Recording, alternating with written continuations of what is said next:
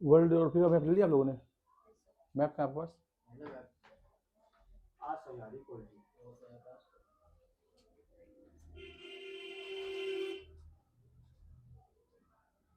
ठीक है।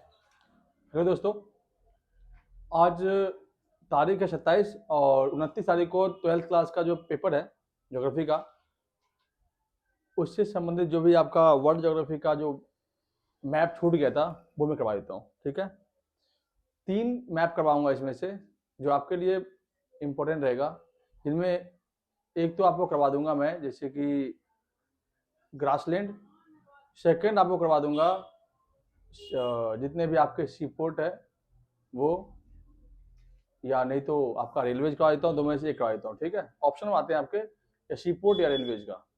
और थर्ड में आपको कैनाल करवा दूंगा, 2 महत्वपूर्ण जो कैनाल है इंपॉर्टेंट, वो कैनाल आपको करवा दूंगा। ठीक है, ज़्यादा पढ़ना नहीं है, इंडियन ज्योग्राफी को जितना था मैं करवा दिया आपको। जिन बच्चों ने नहीं देखा है जाएंगे लाइव क्लास में देखेंगे, आप लोगों को मिल जाएगा। ठीक, चैनल से नए हैं सब्सक्राइब कर लेंगे। ठीक, शुरू करते हैं।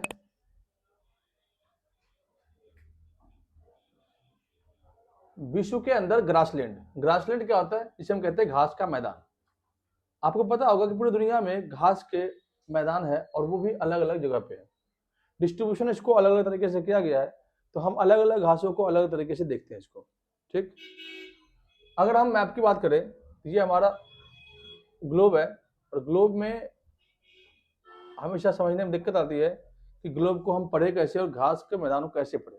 पिछले साल ये क्वेश्चन आया था ग्रासलैंड से, वर्ल्ड ज्योग्राफी के मैप से यही क्वेश्चन आ गया था कि ये ग्रासलैंड कहाँ कहाँ पे है।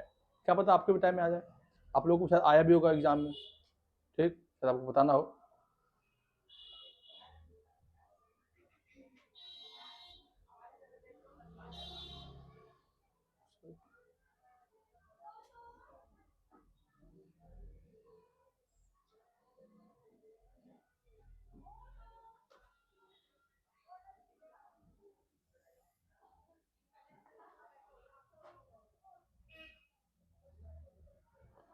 आपको ग्लोब में कई सारी लाइनें दिखेगी। ठीक है, उन लाइनों को एक बार समझेंगे। जो बीच वाली लाइनें है ना,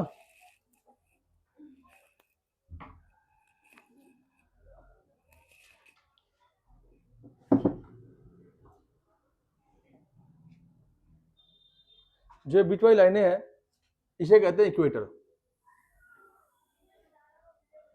इसे कहते हैं आपका इक्वेटर, जो पृथ्वी को 2 बराबर भागों में बांटता है। ऊपर का हो गया नॉर्थ पोल, नीचे का हो गया साउथ पोल। ठीक, ये हो गया आपका tropic of Capricorn. Oh sorry, ये नहीं, दोबारा देखेंगे। ये हो गया आपका इक्वेटर, इसके जस्ट 23 डिग्री जाओगे ना आप नीचे, ये हो गया आपका ट्रॉपिक ऑफ कैप्रिकॉर्न। ठीक, और वहीं 23 डिग्री ऊपर जाओगे तो आपको लग जाएगा आपका ट्रॉपिक ऑफ कैंसर। ठीक है, हिंदी वाले इसे कहेंगे विषुवत रेखा, इसे कहेंगे कर्क रेखा और इसे कहेंगे मकर रेखा। Tropic of Capricorn, tropic of Cancer और इक्वेटर। होता क्या है कि सूर्य की स्थिति हमेशा इन्हीं 3 लाइन के बीच में होती है। ज्यादातर हीट आपको इन्हीं जगह पर देखने को मिलेगा। अफ्रीका एक ऐसा कॉन्टिनेंट है जहां पे से 3 लाइन जाती है, इसलिए अफ्रीका कॉन्टिनेंट से में सबसे ज्यादा गर्मी होती है और यहाँ पे ज्यादातर गर्मी के कारण यहाँ पे लोग काले होते हैं। हमारे साउथ भारत में देखोगे गर्मी ज्यादा होती है, ठंड नहीं होता। हमारे भारत के अंदर कैप्रिकॉर्न के ऊपर हमारे सारे मौसम पाए जाते हैं, चाहे गर्मी हो, चाहे बसंत ऋतु, चाहे कोई भी ऋतु हो, नीचे नहीं पाया जाएगा। अब जाओगे मुंबई में जाओगे ना, तो आपको हमेशा एक ही ऐसा मौसम देखने को मिलेगा, ना अधिक गर्मी ना अधिक सर्दी। ठीक, इसके अलावा अगर हम देखते भी है तो नीचे वाले एरिया में गर्मी आपको देखने को मिले, जैसे हैदराबाद हो गया, आंध्र प्रदेश हो गया, यहाँ गर्मी अधिक होती है, इसलिए यहाँ पे लोग काले वाले देखने मिलते हैं। ठीक, तो जैसे जैसे परिवेश होगा वैसे ग्रासलैंड भी होंगे। दुनिया के अलग अलग जगह पे अलग अलग ग्रासलैंड है, तो उन ग्रासलैंडों को देखेंगे। यहाँ पे जो ग्रासलैंड होंगे वो यहाँ नहीं पाए जाएंगे, इनकी क्वालिटी चेंज हो जाएगी। ठीक है, सबसे महत्वपूर्ण चीज है कि हम देखते हैं कि जो अफ्रीका, ये जो बीच है, बीचों बीच में, टोटली बीचों बीच में जो मैं आपको दिखाया, tropic of Capricorn, tropic of Cancer और इक्वेटर, इन तीनों के बीच में एक ही ग्रासलैंड, जिसका नाम है सवाना, सवाना, सवाना ग्रासलैंड। ठीक है, क्या नाम है? Savanna grassland. ठीक, इसके बाद आप अगर जाओगे ना यूरेशिया, यूरेशिया जो एशिया और यूरोप को दो भागों में डिवाइड करता है, यूरेशिया का पार्ट होता है। तो यहां आपको ऑलमोस्ट क्या देखने को मिलेगा? Steppe, steppe grassland, steppe grassland. इसके बाद आप जाओगे ब्रिटेन उटेन, तो ब्रिटेन आपको पता क्या मिलेगा? यूरोपीय देश में आपको मिलेगा पुस्ताज, पुस्ताज।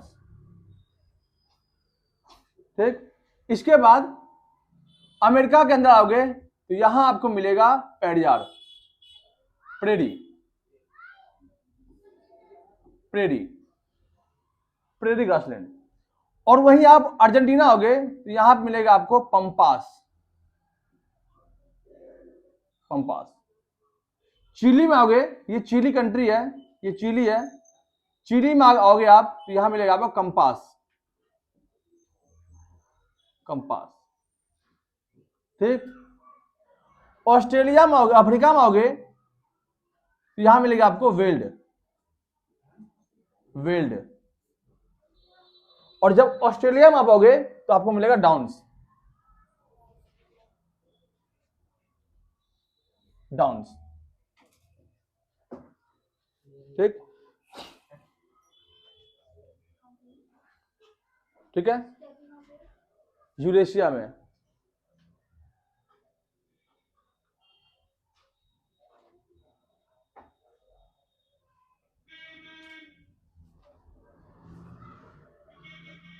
अब थोड़ा मैं आपको मैप को जूम करके लिख देता हूं, जो हिंदी मीडियम वाले बच्चे होंगे वो देख लेंगे एक बार।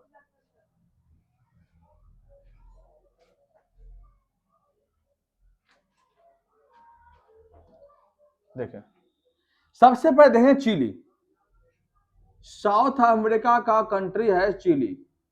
ठीक है, चिली में आपको ग्रासलैंड मिलेगा कंपास, क्या मिलेगा? कंपास। अर्जेंटीना में मिलेगा आपको पंपास, यूएस में मिलेगा आपको प्रेरी, प्रेरी। ब्रिटेन और यूरोप के कई सारे कंट्री में क्या मिलेगा आपको? पुस्ताज। ठीक, साउथ अफ्रीका में क्या मिलेगा? तो मिलेगा आपको वेल्ड।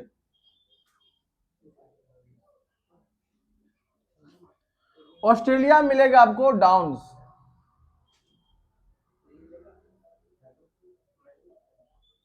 यूरेशिया मिलेगा आपको स्टेपी।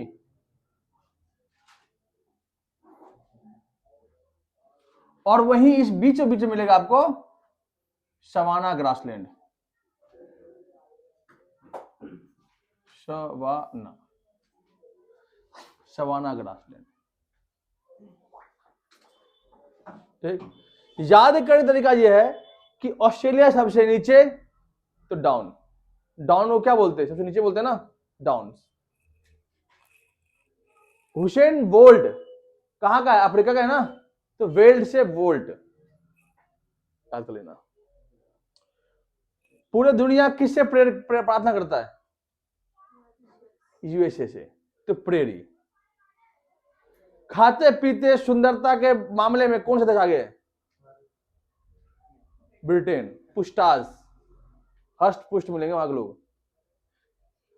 स्टेपी, छोटे छोटे घास होते हैं, हरे घास, यहाँ पे मेसोपोटामिया सिविलाइजेशन आया था।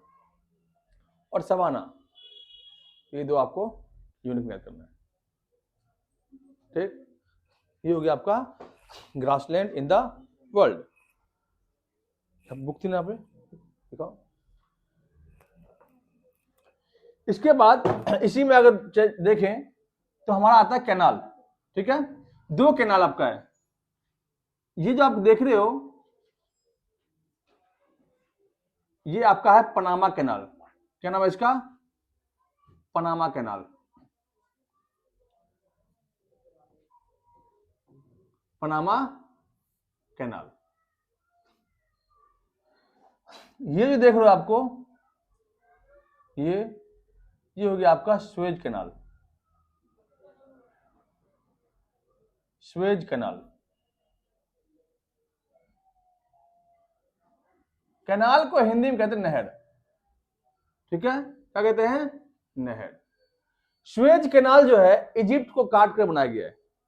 स्वेज कैनाल जो है दो सी को अलग करता है। एक सी आपका है रेड सी। ये जो सी आपको दिख रहे हो इसका नाम है रेड सी। क्या नाम है? रेड सी।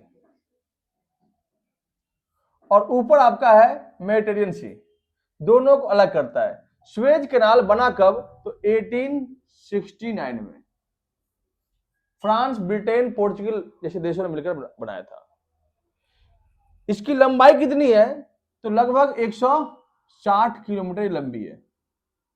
और डीप की बात करें तो 15 मीटर डीप है। ये एकमात्र ऐसा कैनाल है जो एशिया के कई सारे कंट्री को आपस में, एशिया और यूरोप को जोड़ने का काम करता है। ये तो बहुत ही लंबा रूट। ऐसे मान लो ये फ्रांस है तो फ्रांस को टोटली केप ऑफ गुड के रास्ते से इतना लंबा रास्ता तय करना पड़ता था, जिससे उनको खर्चा ज्यादा लगता था। लेकिन जैसे ही ये कैनाल चालू हो गया तो आराम से शॉर्टकट जो है ये लोग आते थे कम खर्चे में, क्योंकि जमीनी रास्ता इनके लिए बंद हो गया था इसलिए। ठीक, तो स्वेज कैनाल। ठीक है, और ये हो गया पनामा कैनाल। पनामा कैनाल आपका नॉर्थ अमेरिका और साउथ अमेरिका के बीच में है।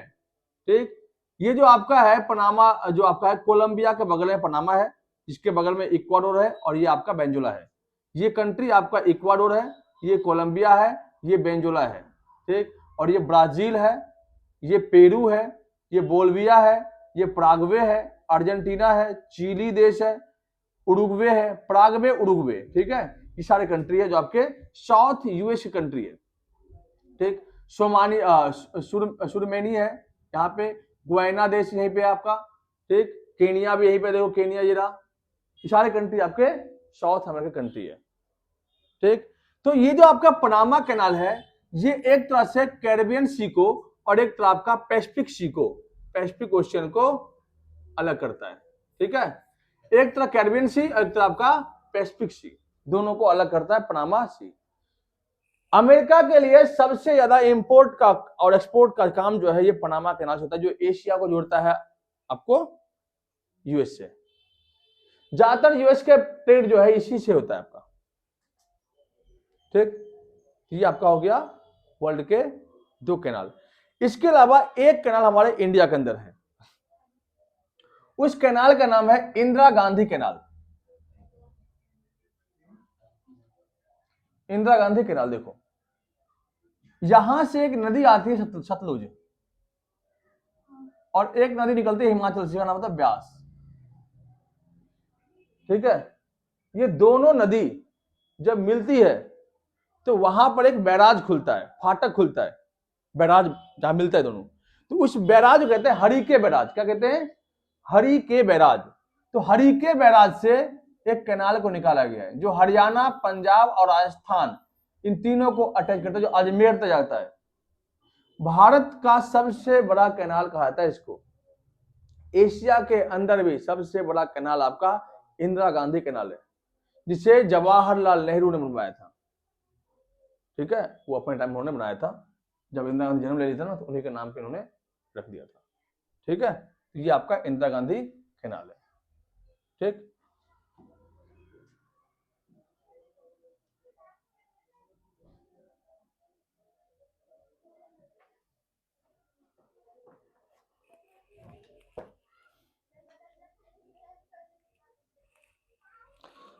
अब वर्ल्ड के एयरपोर्ट देखते हैं पहले। ठीक है, वर्ल्ड के एयरपोर्ट जिनमें एशिया, अफ्रीका, यूरोप अलग अलग कॉन्टिनेंट को बांट दिया है। ठीक है, उनको देखते हैं। पहले हम एशिया को देखते हैं। ठीक है, एशिया को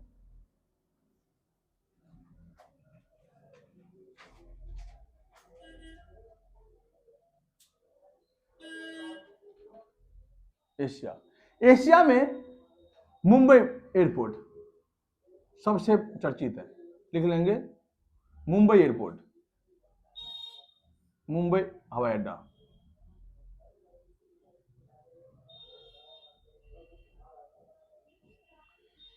चीन के अंदर है बीजिंग एयरपोर्ट, ठीक है, ये रहा Beijing, Beijing airport, Beijing airport, ठीक है। इसके अलावा जापान के अंदर है टोक्यो एयरपोर्ट, ये रहा बीजिंग,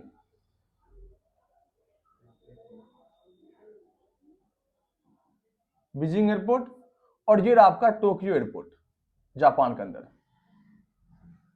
टोक्यो एयरपोर्ट, ठीक। यहां पे आपका मुंबई एयरपोर्ट, मुंबई एयरपोर्ट, ठीक है।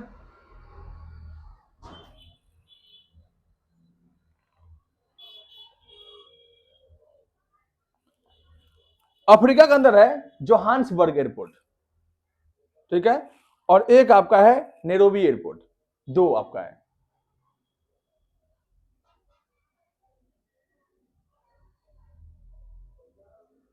दिखाई रखा है,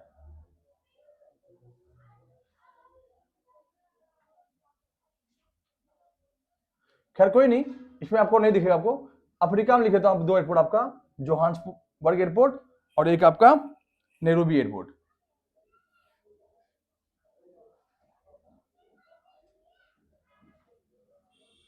और नैरोबी,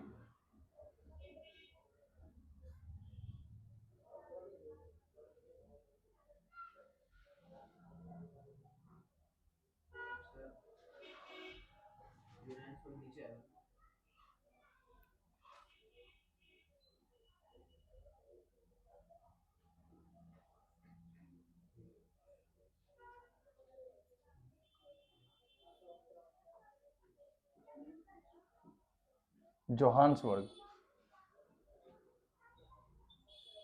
और एक और है नैरोबी।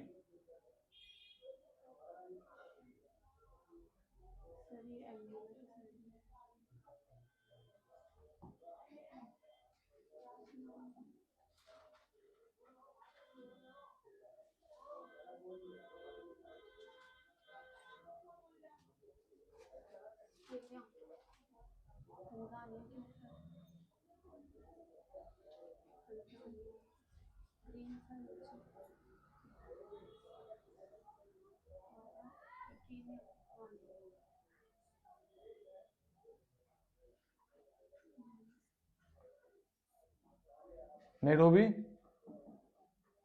और आपका जोहान्सबर्ग।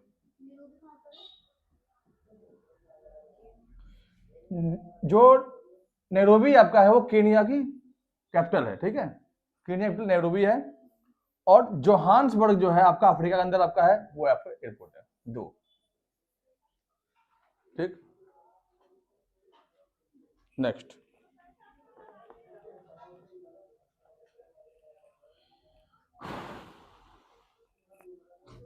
यूरोप के अंदर आपका एक आपका लंदन है जो कि यूके में है, लंदन। एक आपका पेरिस जो फ्रांस के अंदर है, पेरिस, ठीक है। एक आपका है जर्मनी के अंदर बर्लिन, बर्लिन, बर्लिन। एक आपका है इटली के अंदर रोम, रोम, इटली कैपिटल आपका रोम है,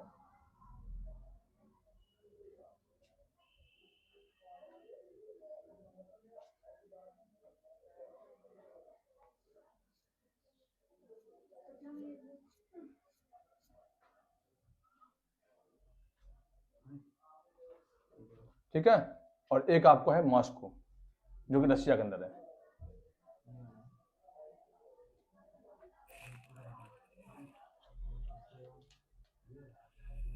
देखो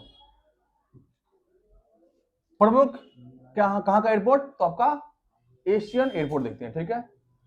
एशिया के अंदर कौन सा एयरपोर्ट हो गया आपका? मुंबई, मुंबई एयरपोर्ट। चाइना के अंदर बीजिंग एयरपोर्ट, बीजिंग एयरपोर्ट, ठीक है। जापान के अंदर टोक्यो, टोक्यो एयरपोर्ट। इसके अलावा ये हो गया इधर का आपका। इसके अलावा आपका अफ्रीका के अंदर जोहान्सबर्ग,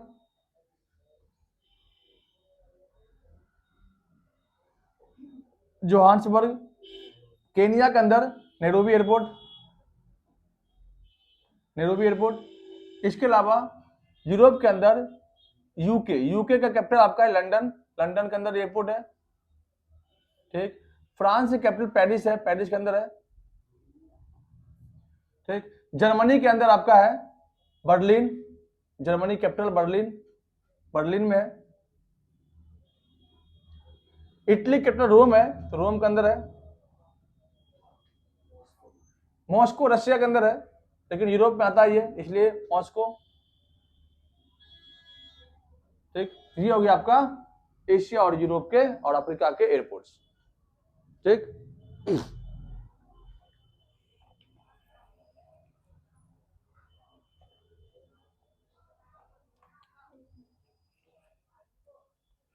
नॉर्थ अमेरिका के अंदर एक ही याद रखना आपका मैक्सिको एयरपोर्ट,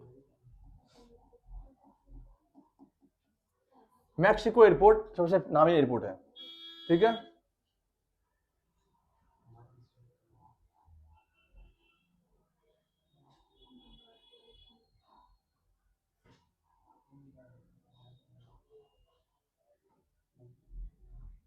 एक और एयरपोर्ट लिख लो यूएस में, चिकागो, चिकागो एयरपोर्ट, ठीक। नॉर्थ अमेरिका के अंदर दो एयरपोर्ट। साउथ अमेरिका में सैंटियागो,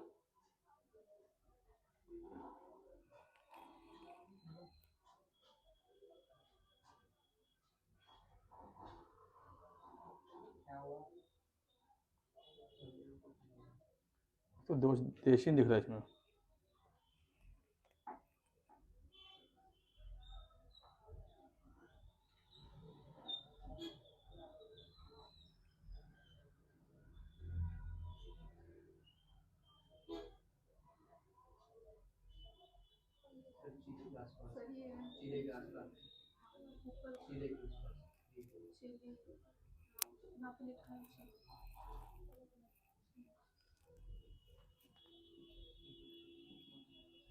सैंटियागो ये कैपिटल ही चिली का है।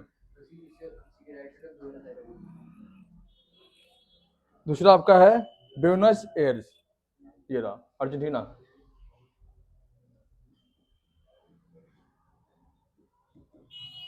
एयर्स।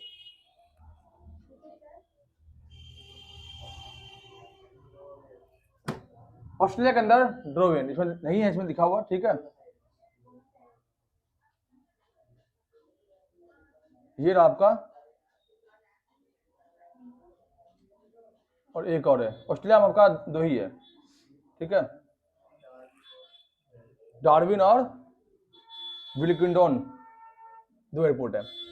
ऑस्ट्रेलिया कितना महत्वपूर्ण नहीं है आपका, जैसे पूछेगा आपका यूएस से Chicago airport, Mexico city airport, ठीक है। देखो दोबारा देख लो एक बार, दोबारा देखते हैं। यूएसए के अंदर आपका नॉर्थ यूएसए में आपका चिकागो एयरपोर्ट है, Chicago airport.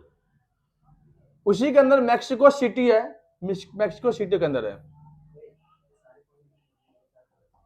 Mexico city airport, ठीक। इसके अलावा चिली के अंदर आपका सैंटियागो, चिली कैपिटल ही है। अर्जेंटीना के अंदर है ब्यूनस एयर्स,